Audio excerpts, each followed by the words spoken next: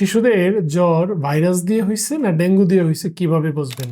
আজকের ভিডিও শোনার পরে আপনার কাছে এটা ক্লিয়ার হয়ে যাবে অঙ্কের মতো। মনে রাখবেন, বাচ্চাদের যে ভাইরাস জ্বর এটি বেশিরভাগ ক্ষেত্রেই অনেক বেশি মাত্রায় হয়। প্রথম 2-3 দিন অনেক বেশি থাকলেও 3-4 দিনের দিন আস্তে আস্তে ভালো হইতে থাকে, খুব বেশি জটিলতা ছাড়াই কমে যায়। তবে ডেঙ্গু যেই জ্বর, এটাও কিন্তু ভাইরাস জ্বর। ডেঙ্গু এক ধরনের ভাইরাস।